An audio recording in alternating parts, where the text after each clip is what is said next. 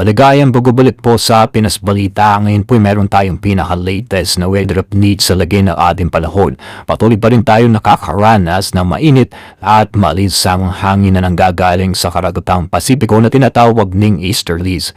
Pero sa tinatawag natin na tropical cyclone threat potential, consistent pa rin at nananatili ang banta ng sama ng panahon or low pressure area na nasa medium chance para maging bagyo ang papasok po sa loob ng ating bansa sa pagitan po ng May 7 to May 13. So ito po ay tinuturing pa rin natin na banta na bagyo ngayong buwan po ng Mayo. So yung panahon na ating naranasan, mainit at malisangan, i-enjoy na po natin yan dahil by next week ay asahan po natin ang mga pag-uulan dulot po ng mga thunderstorms sa hapon hanggang sa gabi. Sa atin po dinatawag na forecast weather condition sa area pa rin po ng Visayas, Caraga, Northern Mindanao, Zamboanga Peninsula, Sorsogon, Masbate, Palawan, Davao Oriental, Davao de Oro at Basilan. Asahan natin lalo na ho sa hapon at sa medyo paggabi na cloudy skies with scattered rains and thunderstorms. Kalat-kalat na pag-ulan na may kasamang pagkulog at pagkidlat ang aasahan ho natin dahil sa easterlies.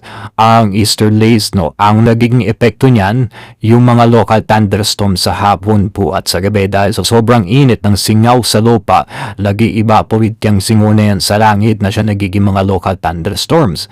Sa area naman ng Metro Manila, nalalabing bahagi ho ng Luzon, Visayas at Mindanao, hindi rin ligtas sa mainit at malinsang hangin dulot po ng easterlies. Pero paalala ko, ang mga lugar na mas apektado ng easterlies ay mas mataas ang tsansa na makaranas ng mga biglaang buhos na mga pag-uulan, lalo na po sa hapon at sa gabi dahil po sa mga local thunderstorms na dulot ng easterlies. So ngayon naman, itong banta po ng magiging bagyo ngayong Mayo, hindi naman ito nakikitaan na magiging sobrang malakas or super typhoon category na bagyo. Bagamat ito ay may tsansa na maging tropical depression hanggang sa tropical storm, hindi siya itinuturing na banta para maging super bagyo o malakas po na bagyo. So ngayon din, ang easterlies ang ating pangunahing weather system or pangunahing hangin na nakakaapekto sa Luzon, Visayas at Mindanao. Ang habagat o southwest monsoon, hindi pa natin ito nararamdaman. Pero once na pumasok na po ang tag-ulan, so ay wala pa tayo, nasa tag-init pa tayo, pero yung transition period unti-unti na pong nangyayari.